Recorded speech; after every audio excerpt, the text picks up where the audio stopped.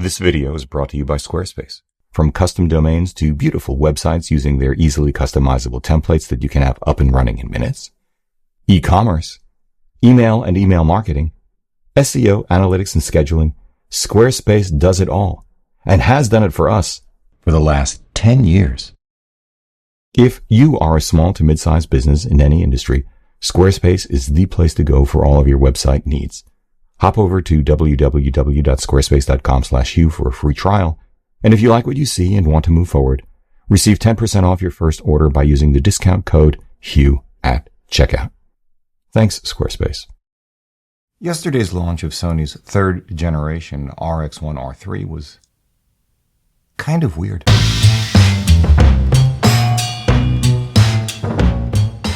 Hey everybody, I'm Hugh Brownstone for Three Blind Men and an Elephant. And this is going to be a long-ish, short video. Because, A, like every other YouTuber or journalist I know, I only found out about the RX1R3 at launch via a simultaneous live NDA briefing which did make the non-disclosure hoop jumping pointless. Oh well. B, Sony's US team apparently only learned of the camera 48 hours or so before we did. But even they didn't have all the specs at that briefing and had to use photos in the presentation deck of the original RX1R during the briefing. C, I haven't, and I don't know of anyone outside of Sony who has, had it in hand. And D, even with all of that, I still think I have a pretty good idea of what it is I'm seeing because Claudia and I own, among too much other gear, a Sony a7CR, a pair of Leica Q3s, the 28 and the 43, owned a Fujifilm X-E4 and have on order an X-E5, have gone hands-on with most cameras over the last 10 years, including the GFX100RF, even an RX1R once or twice. My ability to offer you a definitive take on this third-generation RX1R is thus gated by my inability to assess how the set of trade-offs Sony has settled upon may affect not only what I think about the camera, but what I feel about it when used in anger, as the Brits would say. So, for today, the plan is to blow through what I do know and move on to the important questions that none of us can yet answer. Although, before I do, a quick reminder that our last street photography workshops are coming up this fall. Streets of New York, October 10th through 12th. Streets of Tokyo, December 2nd through 5th. Space is limited and there are only a few seats left in each, so if you're interested, please hop over to www.3bmep.com/streets to learn more or grab a spot while you can. Okay, let's get into it. First, the RX1R3 wraps a new, smaller, lighter, modestly resculpted and reconfigured body around the identical leaf shutter-equipped Zeiss Sonar 35f2 of the original RX1, RX1R, and RX1R Mark II. The internals are upgraded to the identical 61 megapixel sensor, dedicated AI chip enhanced autofocus, latest processor, and fairly paltry 0.39-inch 2.36 million dot EVF of Sony's a7CR, same as the one in the X-E5, hold that thought, now integrated into the body rather than accessed as a pop-up. Second, unlike its immediate predecessor and the a7CR, the Mark III's rear screen is now fixed.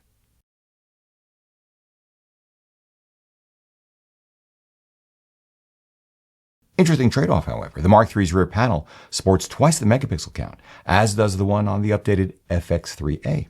We don't know about brightness, but it seems Sony has decided that a better rear panel is more important than a better EVF. Third, also unlike the a7CR, the RX1R3 does not use the class-leading Sony Z battery, but instead relies upon the smaller NP-FW50 found in Sony's APS-C6000 series. It is, however, an upgrade to the battery found in the RX1R and RX1R2. Fourth, like its predecessors, the RX1R3 has no physical image stabilization, that is neither IBIS nor Lens IS, relying instead exclusively on electronic stabilization. There's no special weather sealing either. Fifth, Leica's original and revelatory Sumilux 28 f1.7 equipped Q arrived in 2015 with Lens IS and 3.7 million dot integrated EVF.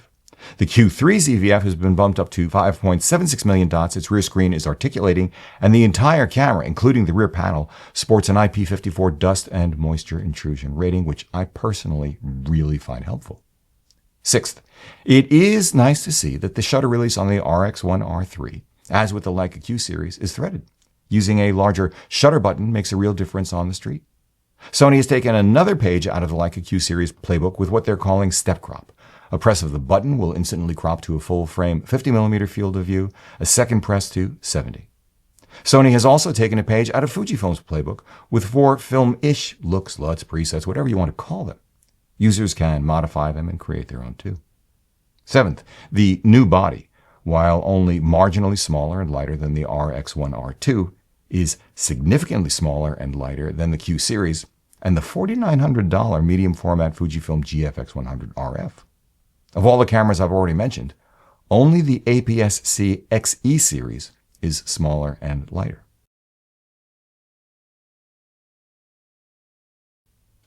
There are other details we know: a single 3.5mm jack, a single USB-C port, a single micro HDMI port, up to 10-bit 422 4K 30p video, a single card slot, no big thing, a top flash sync speed gated actually by the aperture up to 1/4000th of a second, a 5 frames per second maximum burst rate, a $200 lens hood, a $300 thumb rest, and, of course, that $5,100 retail price for the camera itself. But let's move on. The questions I cannot answer for now remain these. 1. Will the RX1R3 be a success? More specifically, 2. Will the particular combination of trade-offs on offer in the RX1R3 siphon sales from the interchangeable lens A7CR, or might it be the other way around? The A7CR is a superior value with either their $800 40 f2.5G or $1,500 50mm 1.4G master. Great lens, we love it, we own it. It still costs less than the RX1R3. And the A7CR is functionally superior too, starting with interchangeable lenses, IBIS, articulating screen, you get the idea. Then again, with the greater size and weight of an A7CR kit, coupled with a less inspired industrial design, might it not be the case that the RX1R3 will be received as a delightful experience? On first blush, the RX1R3's size, weight, and image quality will be unmatched, and its industrial design appears to my eye more fully considered than any other Sony I can remember. 3. Will those trade-offs siphon sales from the now $6,700 Leica Q3 and even more expensive $7,400 Leica Q3 or again, might it be the other way around? Because one can easily argue that the RX1R3 in this context is a superior value with superior autofocus and less fatiguing over hours on the street or while traveling. But one might just as easily argue that the Leicas offer significant functional advantages: lens IS, articulating rear screen, better ergos, much better menu system, much better EVF, perhaps better image quality courtesy of the Sumlux 28 1.7, almost certainly better image quality courtesy of the outstanding new Apo Summicron 43 f2. Add Leica heritage, build quality, and that argument would conclude that the Q3 is a next-level experience, next-level capture tool, and worth it, given the proximity of the RX1R3's $5,100 price tag to that of the Leicas. Too soon to know which is the more compelling assessment for which audience. 4. Will the success of the RX1R3's launch be blunted by the medium format, $200 less expensive, 102 megapixel, 5.76 million dot EVF equipped, articulating rear screen equipped, but non-lens IS stabilized GFX100 RF, or will it be the other way around, the RX1R3 taking sales from the GFX?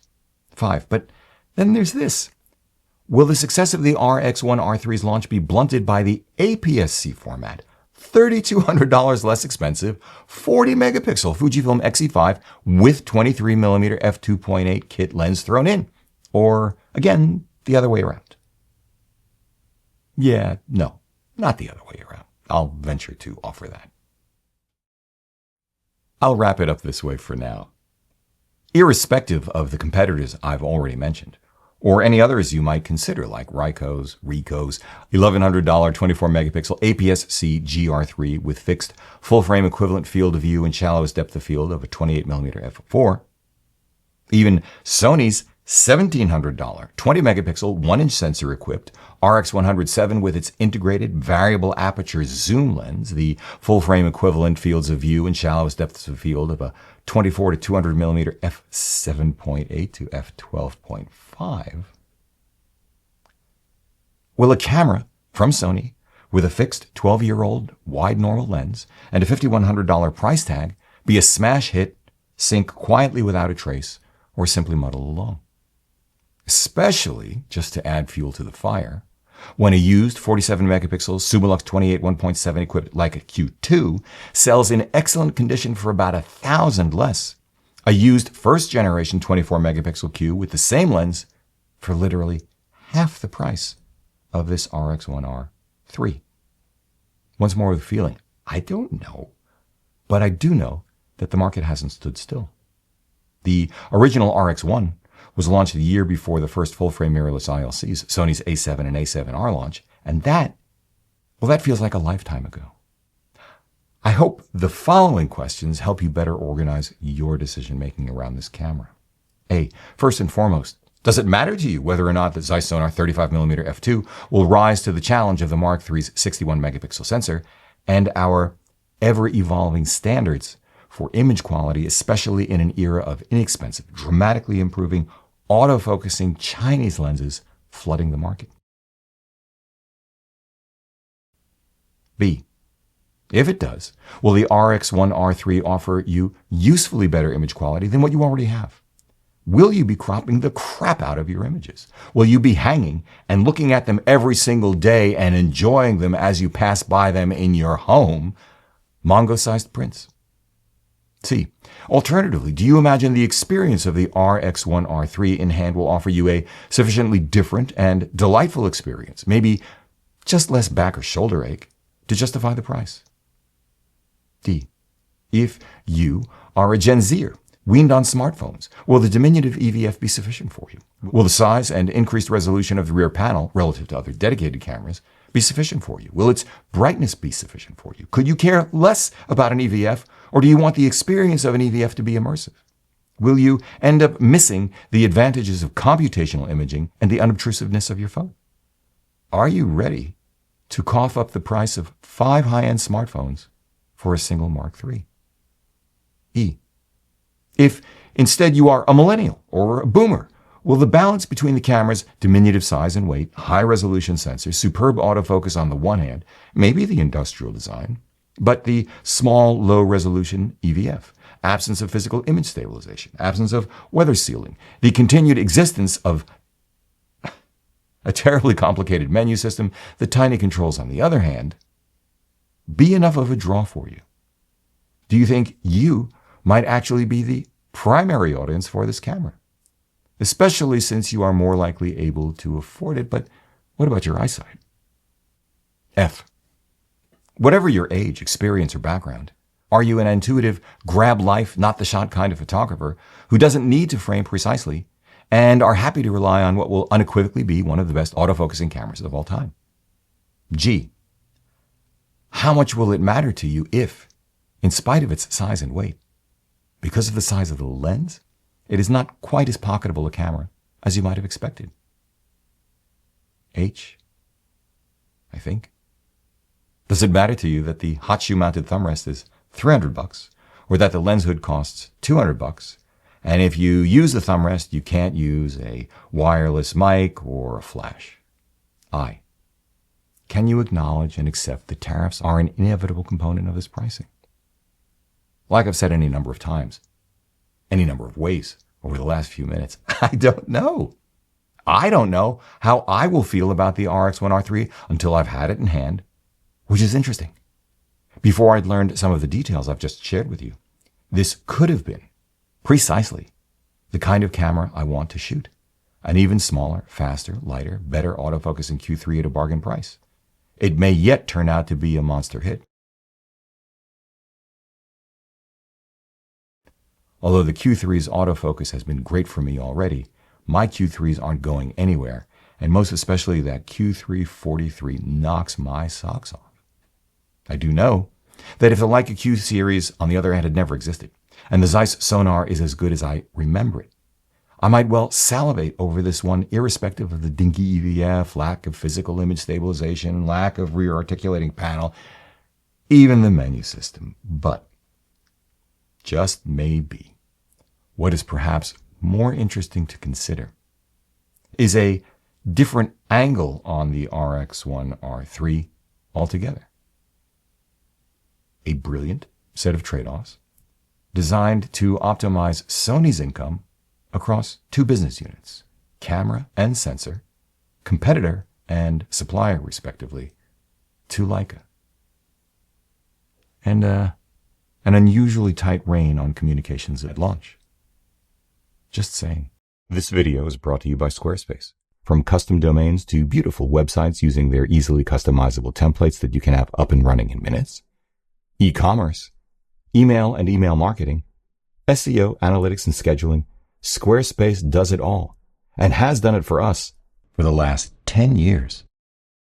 If you are a small to mid-sized business in any industry, Squarespace is the place to go for all of your website needs.